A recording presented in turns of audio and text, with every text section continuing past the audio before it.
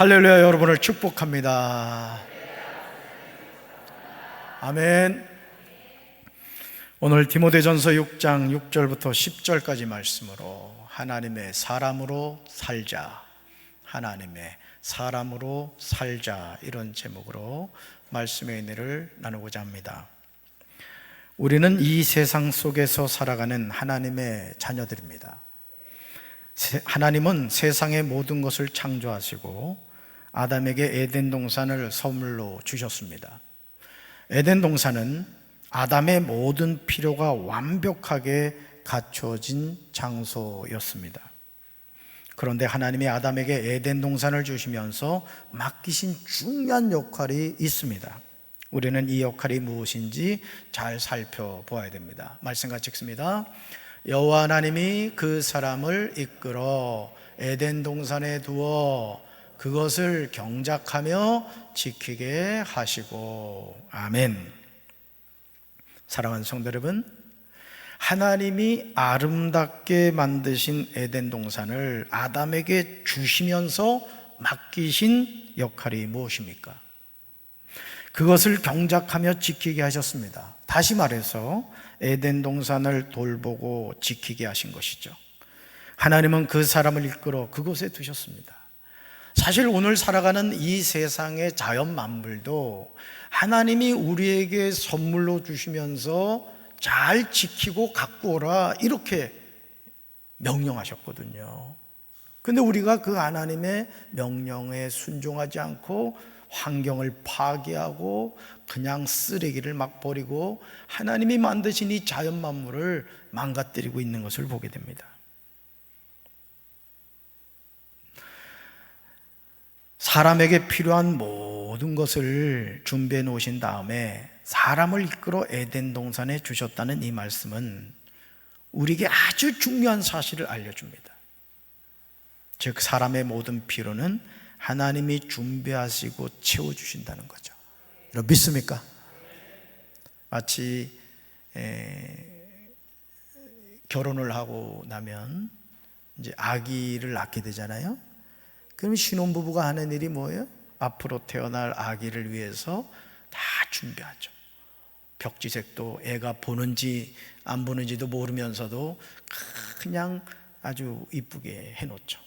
그리고 아이 침대도 그냥 사놓고 그 천정에다가 뭐 애가 보겠습니까? 그거 매달아 놓고 그냥 아주 그냥 다 준비해 놓는다는 거죠. 우리 하나님도 그렇다는 거예요. 우리의 필요를 아시고 모든 것을 다 준비해 주신다, 채워주신다는 거예요. 아멘. 예수님은 이 사실에 관하여 말씀하셨습니다. 마태복음 6장 19절 이하에서 예수님은 보물을 하늘에 쌓아두라, 이렇게 말씀하십니다. 보물을 하늘에 쌓아두라. 너희 목숨을 위하여 무엇을 먹을까 또는 무엇을 마실까 걱정하지 마라. 몸을 위하여 무엇을 입을까 걱정하지 마라. 목숨이 음식보다 훨씬 소중하지 않느냐? 몸이 옷보다 훨씬 소중하지 않느냐? 이렇게 말씀하십니다. 그러시면서 우리에게 하시는 말씀이 있어요. 바로 이거죠. 공중의 새를 보라. 들의 백합화가 어떻게 자라는가 생각하여 보라. 얼마나 단순하게 느껴지는 내용입니까? 그런데 예수님은 이 말씀을 하시면서 우리에게 아주 중요한 사실을 전해주십니다. 공중의 새를 보라고 하시면서 새는 씨를 뿌리지도 않고 거두지도 않고 곳간에 모아들이지도 않으나 너희 하늘 아버지께서 그것들을 먹이신다는 거죠. 그러므로 예수는 우리에게 말씀하십니다. 너희는 새보다 귀하지 아니하냐? 너희는 새보다 귀하지 아니하냐? 그렇다는 거예요? 안 그렇다는 거예요? 그렇다는 거예요. 야, 새들도 내가 돌보고 먹이는데 하나님의 형상대로 지은 너희들일까 보냐, 이 말씀을 하시는 거예요. 사랑하는 성도 여러분, 하늘을 날아다니는 공중의 새가 무엇을 먹을까, 무엇을 입을까, 무엇을 마실까 염려하는 모습을 보셨습니까?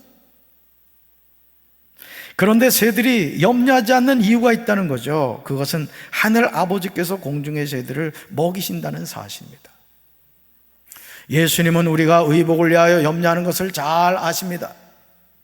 다양한 모임에 나갈 때 어떤 옷을 입어야 하는가 고민해 보신 분들이 계실 거예요. 그럴 때 느끼는 게 뭐예요? 옷이 필요해, 이런 거죠. 그래서 남편을 탁 째려보면서 말이에요, 옷 한 벌 사놔, 이런 마음으로 그럴 때가 있죠. 남편이 볼 때는 옷이 너무 많아. 근데 아내 입장에서는 너무너무 옷이 없다고 생각하죠.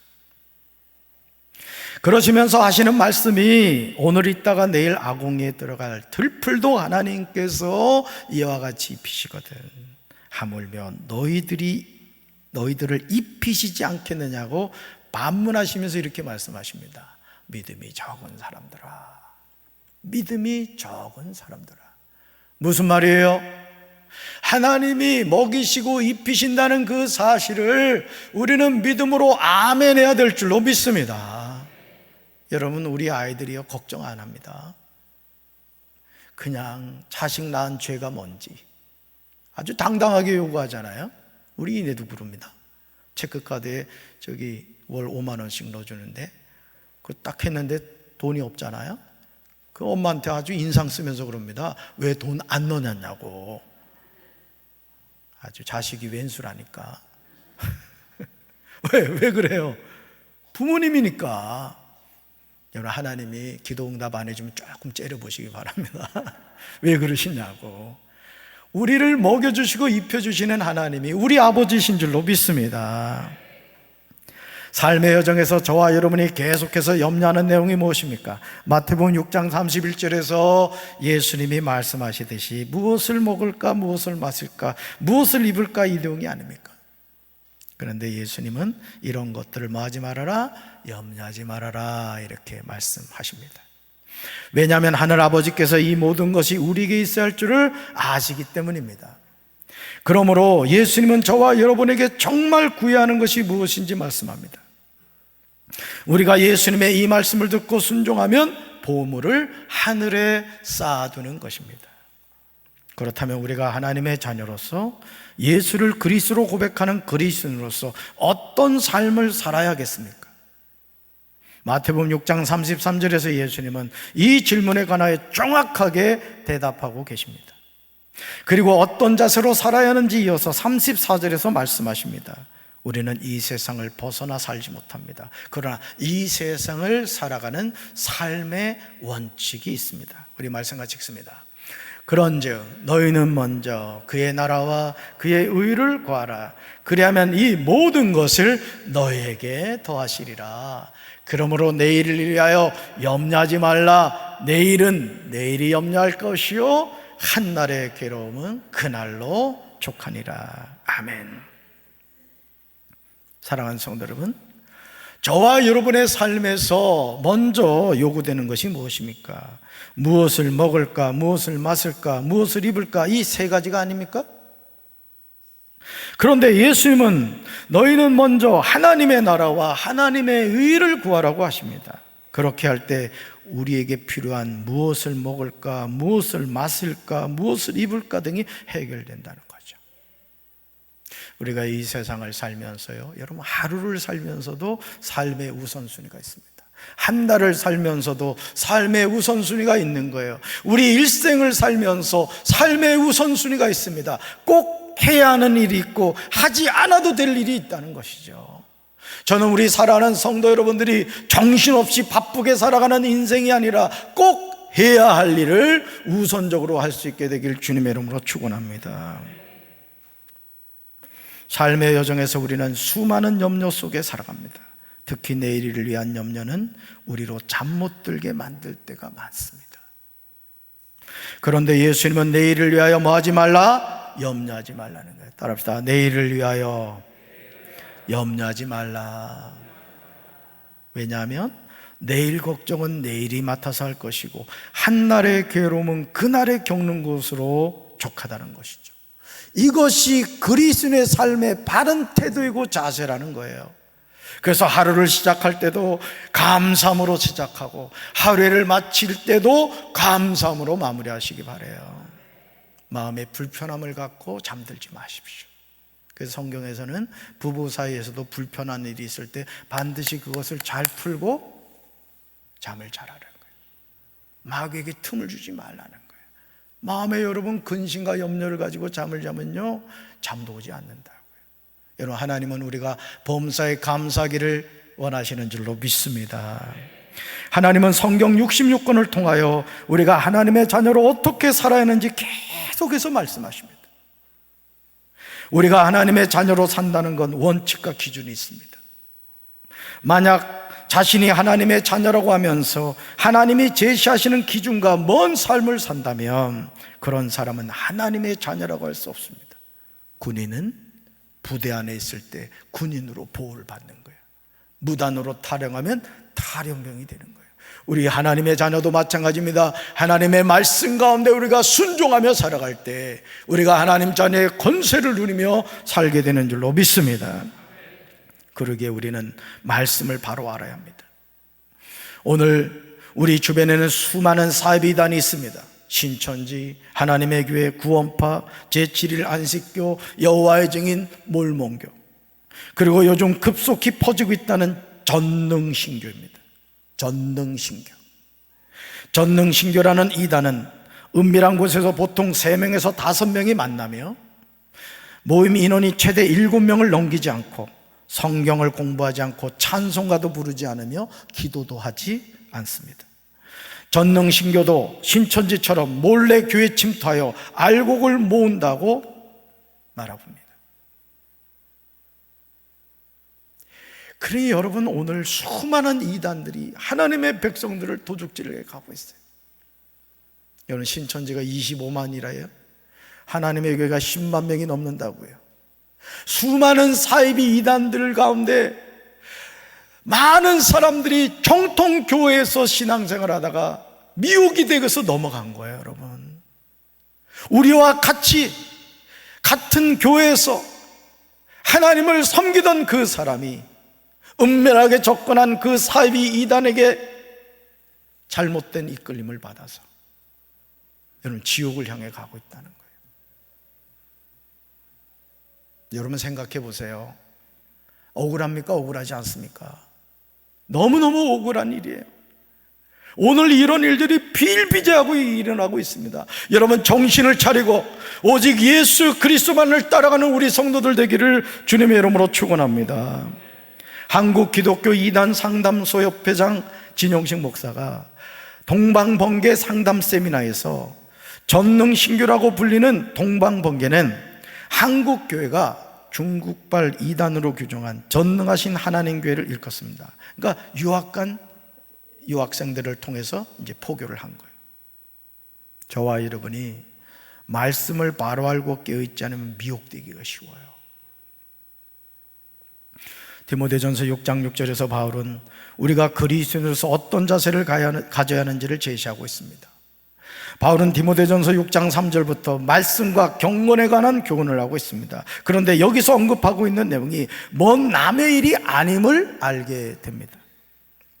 바울은 누구든지 다른 교리를 가르치며 우리 주 예수 그리스도의 건전한 말씀과 경건에 부합되는 교훈을 따르지 않으면 그는 이미 교만해져서 아무것도 알지 못하면서 논쟁과 말다툼을 일삼는 병이 든 사람이라고 말합니다.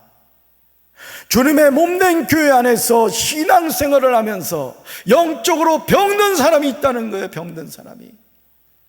저는 우리 사랑하는 성도 여러분들이 하나님의 말씀과 기도로 성령 안에서 깨어있게 되길 주님의 이름으로 축원합니다. 닭병든 사람처럼 꼬박꼬박 졸지 말라고요. 설교 시간에만 조는 은사가 있어가지고 말이에요. 아니, 우리 교회 얘기가 아니고 저 부산 쪽에 주로 그런데 그냥 꼬박꼬박. 그래서 침 한번 딱 흘리고 나면 예배 끝나는 거야.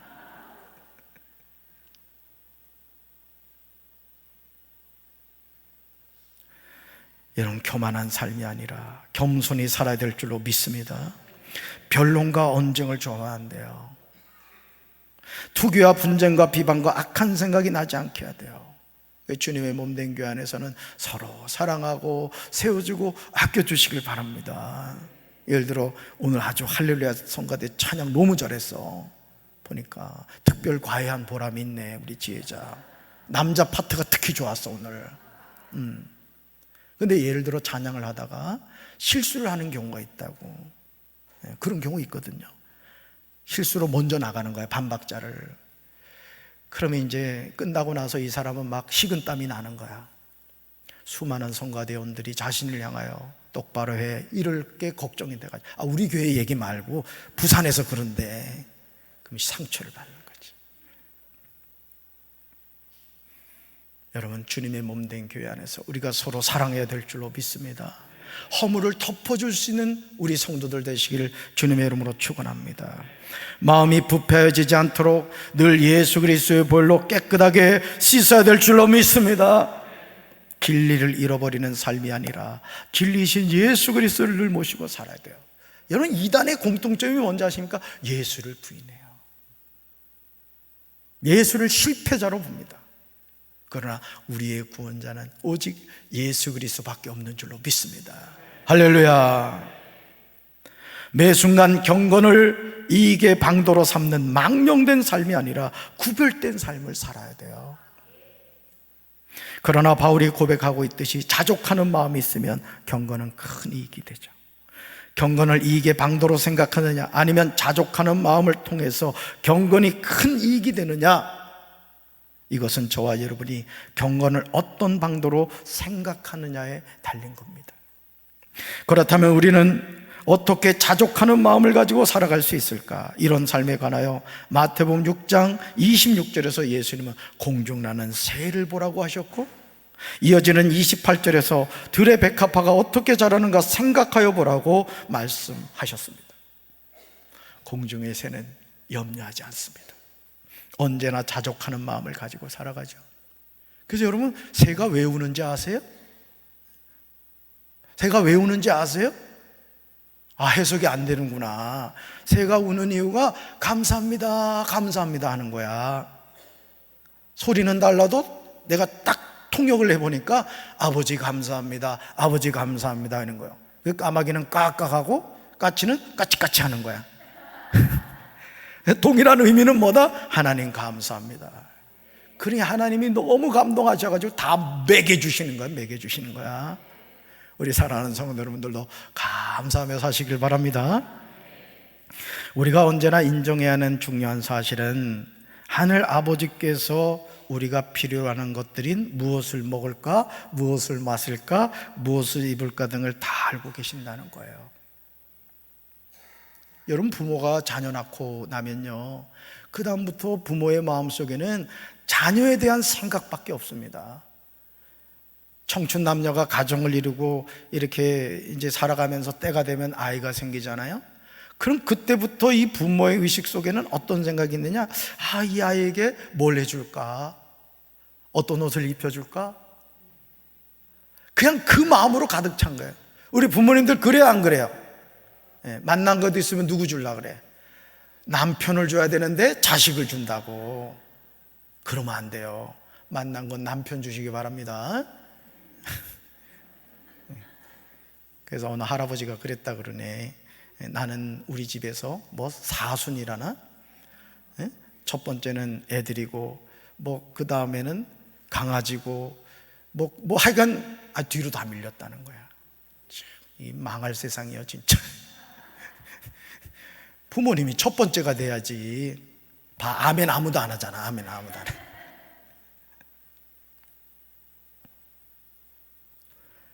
우리에게 필요한 모든 것을 누가 알고 계신다? 하나님이 알고 계신다. 그러므로 디모데전서 6장 6절에서 바울이 말하는 자족하는 마음은 마태복음 6장 19절부터 34절에 나오는 아버지 하나님이 어떤 분이신지를 알고 살아가는 삶입니다. 공중의 새를 하늘 아버지께서 기르시듯이 하나님의 형상대로 지음을 받은 나를 아버지 하나님이 돌봐주시는 줄로 믿습니다. 오늘 있다가 내일 아궁이에 던져지는 들풀도 하나님이 입히시듯이 하나님의 자녀인 나를 아버지 하나님이 입혀주시는 줄로 믿습니다. 그러므로 하나님의 자녀로 살아가는 우리가 가져야 하는 삶의 태도가 무엇인지 디모데전서 6장 7절로 8절에서 우리에게 명확하게 전해주고 있어요. 우리는 이 말씀을 통하여 그리스도인으로 심각한 만모니즘에 빠진 세상에서 어떻게 믿음으로 순종하며 살아야 하는지 분명하게 깨닫게 됩니다. 맘모니즘이란 황금 우상 또는 물신을 오직 절대시하면서 재산, 소유, 재물의 최고의 가치를 두는 거예요. 오늘 이런 사람들이 얼마나 많아요. 재산이 얼마나, 내가 얼마나 소유하고 있느냐, 내 재물이 얼마나 되느냐, 이걸 인생의 최고의 가치를 둔다는 거죠. 디모데전서 6장 7절과 8절 같이 읽습니다. 우리는 아무것도 세상에 가지고 오지 않았으므로 아무것도 가지고 떠나갈 수 없습니다. 우리는 먹을 것과 입을 것이 있으면 그것으로 만족해야 할 것입니다. 아멘. 아무것도라고 나오죠. 아무것도. 사랑하는 성도 여러분, 바울이 전하는 말씀이 정말 공감이 되지 않습니까? 이 세상에 태어날 때 여러분 하기스 기저귀 차고 태어나신 분이 있어요? 어머 부끄러워. 네? 그래서 기저귀 차고 태어나신 분이 있어요? 아무도 없죠. 우리는 다 벌거벗은 상태로 태어났습니다. 아무것도 이 세상에 가지고 오지 않았어요. 그런데 지금 우리가 가지고 있는 것이 얼마나 많아요. 문제는 아무것도 가지고 떠나갈 수 없다는 거예요. 그러니까 여러분, 삶의 우선순위가 뭔가를 늘 기억하셔야 돼요. 우리 남자들이 가장 놓치는 것 가운데 하나가 그냥 어떻게든 돈 많이 벌어서 처자식 잘 먹여 살리면 남편으로 첫 번째라고 생각을 하죠. 아닙니다. 더 우선순위는 하나님인 줄로 믿습니다. 내 신앙이 회복되고 내가 하나님 앞에서 바로 서는 아브라함 같은 영적 가정이 될 때 하나님이 그 가정을 붙드시고 축복해 주실 줄로 믿습니다. 그러므로 마태복음 6장 19절 이하에서 예수님은 우리 모두에게 보물을 하늘에 쌓아두라 이렇게 말씀하세요. 보물을 하늘에 쌓아두라. 왜냐하면 보물을 땅에 쌓아두면 거기는 종과 동록이 해하며 도둑이 구멍을 뚫고 도둑질하기 때문입니다. 여러분, 저를 한번 보세요. 여러분 가정에 말이에요, 예를 들어서 이만한 금이 있다고 생각합시다. 오늘 새벽 예배 마치고 돌아가는데 딱 걷어차이는 거 보니까 금덩어리였어. 아멘 할렐루야 해가지고 딱 집으로 가져와서 누가 볼까? CCTV 있나? 보니까 없어. 아유 할렐루야 하고 집에 가지고 갔어요. 여러분 오늘 주일 예배 못 나왔습니다. 여러분이 이 자리에 나와서 이렇게 편안한 표정으로 예배를 드릴 수 있다는 건 이런 금이 없어서야. 감사해요, 감사해요. 무지하게 감사하지. 그러니까 여러분 오늘 우리가 하나님을 섬긴다고 하면서 이 세상의 재물을 쌓으려고 하다가 하나님의 관계가 멀어지고 그냥 돈 좀 벌겠다고 그냥 세상을 향해 나가다가 결국 허망하게 인생을 마치는 경우가 얼마나 많습니까? 이제 우리에게 자족하는 마음이 필요한 줄로 믿습니다. 이렇게 살아가는 것이 그리스도 예수 안에서 우리를 향하신 하나님의 뜻이라는 거예요. 우리가 일상생활에서 무의식적으로 혹은 습관적으로 하는 목숨을 위하여 무엇을 먹을까 무엇을 마실까 걱정하지 말아야 돼요. 몸을 위하여 무엇을 입을까 걱정하지 말아야 됩니다. 그 이유는 목숨이 음식보다 소중하며 몸이 옷보다 훨씬 소중하기 때문이죠. 음식보다 목숨이 훨씬 소중합니다. 옷보다 몸이 훨씬 더 소중해요. 그래서 사람이 병들어 보면 그때서야 인생의 우선순위가 정리돼. 참 안타까운 현실입니다. 많은 성공한 사람들이 어디에서 인생의 바른 길을 찾게 되느냐? 육신이 병들었을 때, 실패했을 때, 그제서야 내가 그렇게 사는 게 아닌데 그걸 깨닫는 거예요. 여러분 지금 깨달으시기 바랍니다. 병들기 전에 깨달으시기 바랍니다. 하나님이 물질 주셨을 때 깨달으시길 바라요. 성공했을 때 깨달으시길 바라요. 그럼 하나님이 그것을 축복으로 이어주실 줄로 믿습니다. 마태복음 6장 34절에서 예수님은 한날의 괴로움은 그날의 겪은 것으로 족하다고 하셨습니다. 한날의 괴로움은 그날에 겪는 것으로 족하다는 거예요. 이와 마찬가지로 디모데전서 6장 8절에서 바울은 우리는 먹을 것과 입을 것이 있으면 그것으로 만족해야 할 것이라고 말합니다. 예수님이 하시는 말씀과 바울이 전하는 말씀이 일맥상통한 것을 보게 됩니다. 하나님의 말씀은 이곳에서는 이렇게 말씀하고 저곳에서는 저렇게 말씀하지 않습니다. 언제나 같은 말을 해요. 그래서 창세기부터 요한계시록에 이르기까지 하나님이 하신 말씀은 항상 같은 맥락으로 나아갑니다. 바울은 디모데전서 6장 9절에서 부하려 하는 자들에 관하여 경고하고 있음을 보게 됩니다. 같이 읽습니다. 부하려 하는 자들은 시험과 올무와 여러 가지 어리석고 해로운 욕심에 떨어지나니 곧 사람으로 파멸과 멸망에 빠지게 하는 것이라. 아멘. 사랑하는 성도 여러분, 저는요 성도 여러분 모두가 부자가 되길 주님의 이름으로 축원합니다. 정말이에요. 부모가 자녀가 잘 되길 바라죠. 담임 목사는 성도들이 잘 되기를 바란다고. 정말이에요. 정말 부자 되길 바래요. 어떤 부자? 거룩한 부자, 성부가 되시길 바래요. 하나님 앞에 부자가 되기를 기도하시되 왜 부자가 되려고 하는지 그 이유를 명확하게 아시길 바랍니다.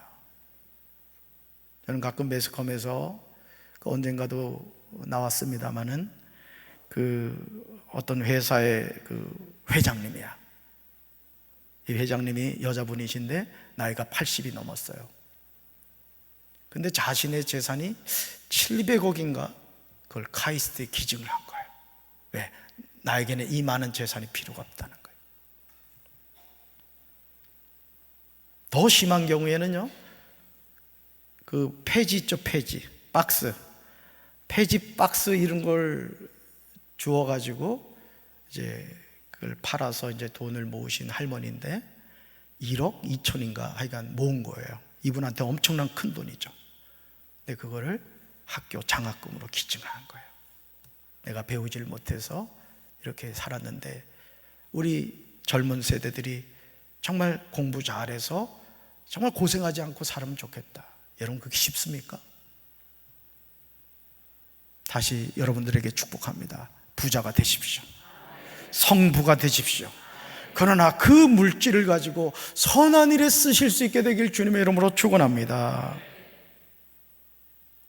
그러나 부하려 하는 자들을 향한 사도 바울의 경고를 절대 무시하지 마시기 바라요. 바울은 부자가 되기를 원하는 사람은 유혹과 올무와 여러 가지 어리석고 해로운 욕심에 떨어진다고 경고합니다. 이런 것들은 사람을 파멸과 멸망에 빠뜨립니다. 여러분, 주님이 우리에게 뭐라고 말씀하셨어요? 너희는 먼저 그의 나라와 그의 의를 구하라. 그리하면 이 모든 것을 너에게 더하시리라. 이렇게 말씀하셨어요.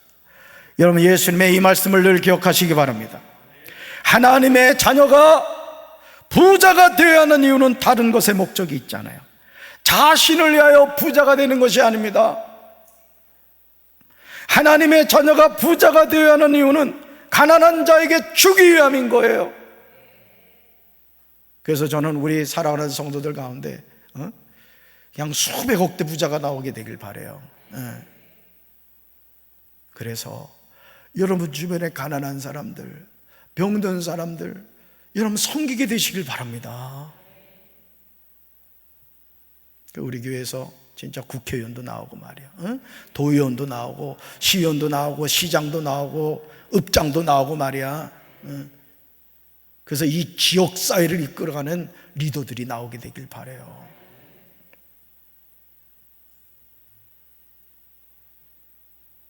누가복음 6장 38절에서 예수님은 하나님의 자녀로서 삶의 태도를 제시해요. 하나님의 자녀로서 삶의 태도 같이 읽습니다. 남에게 주어라.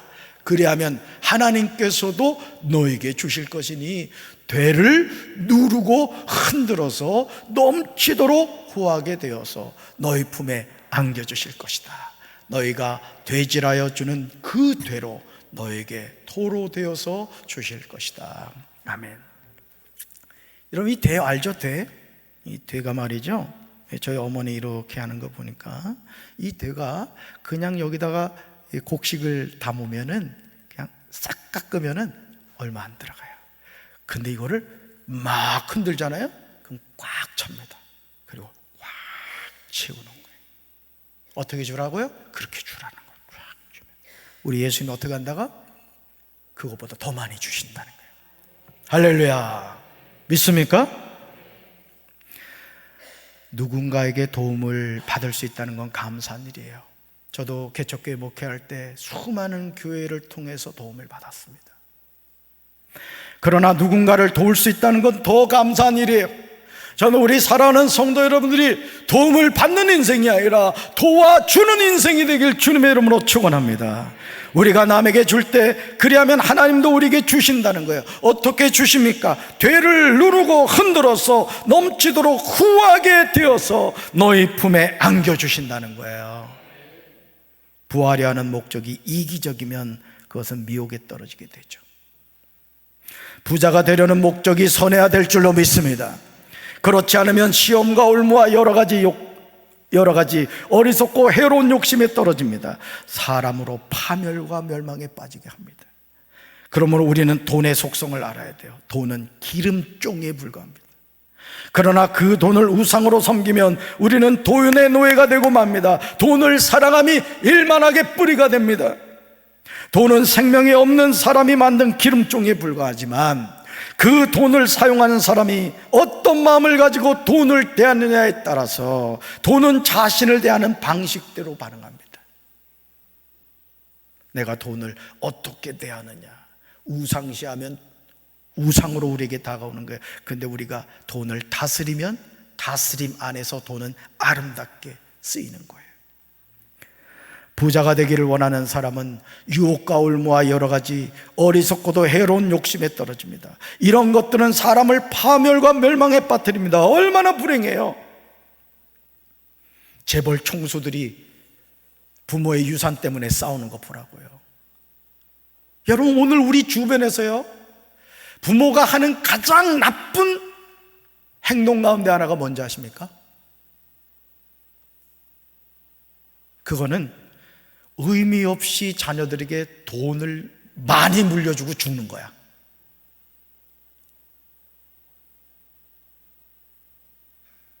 감당할 수 없는 돈을 물려줘가지고 아버지가 돌아가셨는데 상갓집에서 유산 때문에 싸우는 거예요. 심지어는 칼부림까지 납니다. 여러분, 자녀들을 위해서 부모로서 당연히 도와야 되겠죠. 그러나 그 이외의 유산은 선한 일을 위해서 쓸 줄 알게 되길 바랍니다. 아멘. 그게 형제 자매 간의 우애를 깨뜨리지 않는 부모의 현명한 판단이에요. 오늘 우리 주변에 그런 일들이 너무 많아요. 왜? 물질을 물려주기 때문에 그래요. 그러므로 디모데전서 6장 17절에서 바울은 영적 아들 디모데에게 이렇게 말합니다. 같이 읽습니다.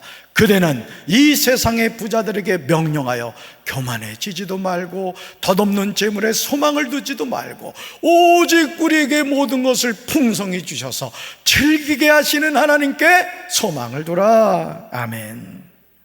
이제 저는 저와 여러분에게 권면합니다. 거룩한 부자인 성부가 되시길 바랍니다. 그리고 하나님이 주신 부로 선한 일을 언제나 하도록 노력하시기를 바랍니다.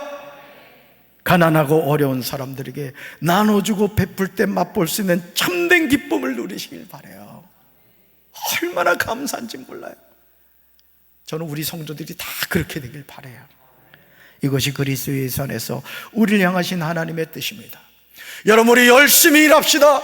그래서 모두 거룩한 성부가 됩시다. 그리고 우리 주변의 가난한 이웃들, 우리 어렵게 목회하는 목사님들, 저 타지에 가서 선교하시는 선교사님들, 우리가 그분들을 적극 도울 수 있는 교회가 됩시다. 성도들이 됩시다.